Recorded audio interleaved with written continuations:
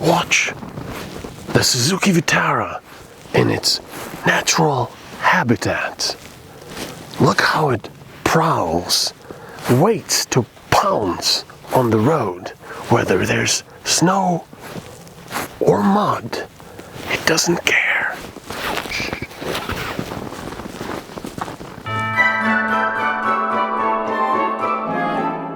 Yes, I finally get to do a proper test of the Vitara, after a quick look last year. It's not a bad-looking car with its chrome details, and especially the changed rear now with the new LEDs. Of course, this is the all-wheel drive version.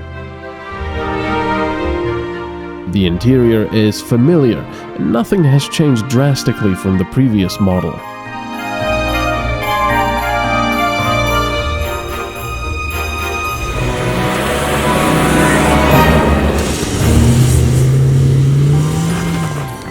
This winter wonderland is really where a car like this belongs.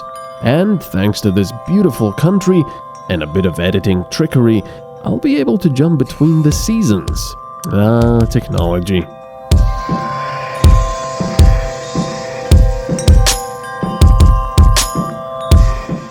So just like the first time I drove this facelifted Suzuki Vitara, even though they call it the new generation Vitara, it is a very likable car. It's fun.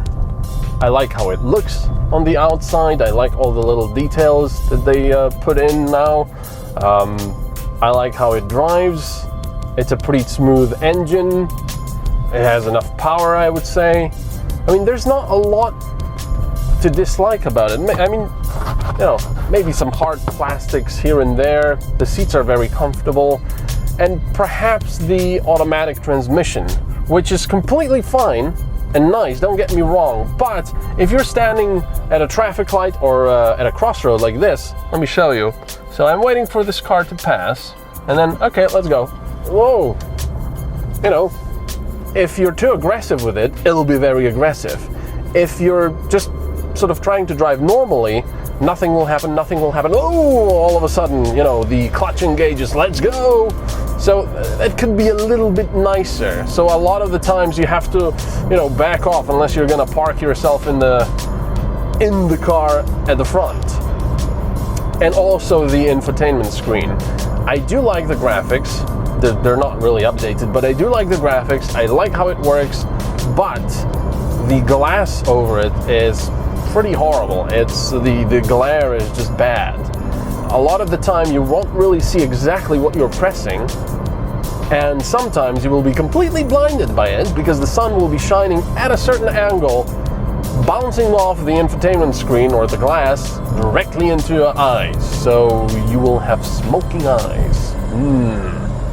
But otherwise, you know, it's fun to drive, it's comfortable, it's nice. Yes, there's a few rattles here and there, but nothing to hate it for. And I also have this pretty big and nice sunroof, which is good.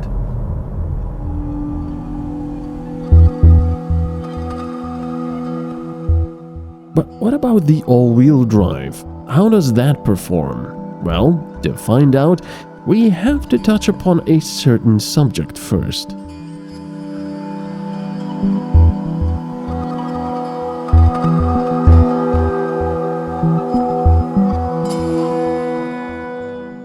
Okay, we gotta have the talk now. What? No, not that talk. What? Sheesh, I'm talking about the off-road talk. Now, we get people sometimes commenting that, oh, that's not off-roading at all. Oh, my slammed Honda could do this. I know I repeat myself, but, you know, that's what we do. That's what we get sometimes. People just don't believe us that we're doing actual off-roading. And in a way that's sort of true, because we're a very tiny channel. We don't have a giant budget. Actually, our budget is exactly zero. So with that budget, we cannot really go out and buy an old Honda to prove that, look, you really cannot drive up here with two-wheel drive. And on the other hand, we also cannot go out and say, hey, we would like to rent out this off-road track for a week, just so we can do some recording. So unfortunately, I do have to give you the second best thing, I think, which is forest roads.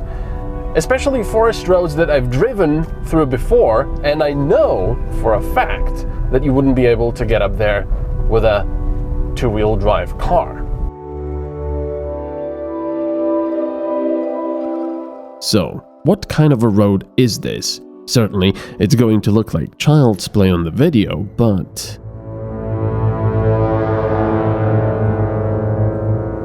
it's muddy, it's wet, it's really slippery, and quite steep. So we're going to do this a little bit differently now, because I want to show you what kind of a hill this is and how nicely it looks on the video, but it's actually a little bit more difficult than that. So we're going to use this Suzuki Vitara with all-wheel drive to get up there. Now, unfortunately, when I first recorded this, there was snow there, and now there's not because it's been raining throughout the night, so now it looks like it's summer. So, oh well. I'll probably mix some of the snowy recordings in here as well, but I don't have any recordings from the outside when it was snowed in. But fortunately, it is very slippery and very muddy now.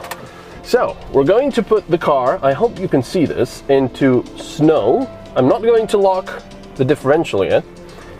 Let's put it into drive and see what we can do. Oh. All right, so I'm not going to hammer it. I'm going to keep a steady sort of 1500 RPM. All right, so right now, no problems at all to get up here. And it is muddy and slippery. I had a lot more problem last time when there was snow on the road, because it was also slightly icy. And I know for a fact that this hill can be very nasty, because I went up here with the Suzuki Jimny, which is a very light all-wheel drive, well, four-wheel drive car with a reduction gearbox. So that makes it extra capable of getting up here, and it had problems, but like I said, that was icy. Now this was no problem at all, which is kind of a shame, because like I said, when I did have snow and ice here, it was a lot more difficult. But what I'm trying to show you is that while right now I have little problems of getting up here, oh man, you are definitely not getting up here with your Honda Civic. Now look at this bit. Look at how muddy that is. I got stuck here last time because, well, foolishly, I came to a stop and then started spinning my wheels. And of course, that's not something you do while off-roading, because one, this car has winter tires, which means that they are going to be not that horrendously useful off-roading as proper off-road tires would be, and they can get full of mud and snow quite quickly, which means that basically you have slick tires and you lose all traction. I'll show you that at the end. But as always, when you're doing stuff like this, the most important thing, perhaps, apart from having all-wheel drive or four-wheel drive, is that you do have winter tires on instead of summer tires. So now I'm going to lock this and going to engage this thing, which is the hill descent control. Let's also shut off the start-stop system. Now, if I let off the brakes, the car will now brake automatically on all four wheels, keeping the car at about 10 kilometers per hour. But I do have to brake here because of these giant things in the way. I don't know what they're called. It's nature. That's all alien to me. But I mean, look at this place. You're definitely not getting up here in your family saloon or sedan. I do have to say that the 10 kilometers an hour is a little bit fast for my liking. When this was snowy and icy, I did not like it one bit. Ooh. Ooh. That was not a nice hit. Yeah, I did not like it. I would definitely prefer if Suzuki gave you the option of reducing this speed of the hill descent control, I don't know, to 5 kilometers an hour perhaps, because this is a little bit scary when you're on a very narrow, slippery road like this. I don't have a cliff on one side, but there we go. Okay, let's look at the tires, just like I did when it was snowing. And yeah, it's definitely a lot better this time. You can see that, you can still see the treads. Yes, that everything is caked in mud, but the treads are still there. So that is why I had such an easier time getting up there.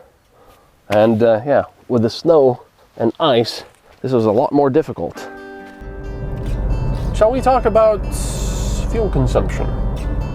Or will Suzuki hate me for it? I don't know. Right now, I've done about 83 kilometers since I've picked this car up. And it's done 8.6 liters per 100 kilometers. So you might say, oh, 8.6, that's insane.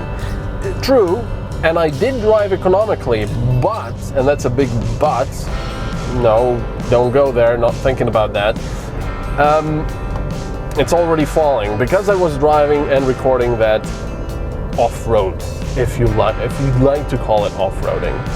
The consumption is going to drop. In fact, it is dropping now, and I'm not sure why it's not showing it now. Come on, show me the consumption. Anyway, when I was driving back home before the off-roading, I think I had around 7.3 liters per 100 kilometers. So, not fantastic, but not bad either. I mean, it is a petrol car. 8.5, there we go. A good-looking, fairly thirsty and capable off-roading car then. The basic one will cost you 15,000 euros, while the top-of-the-line model with all-wheel drive, the most powerful engine and an automatic gearbox will come up to 25,000 euros.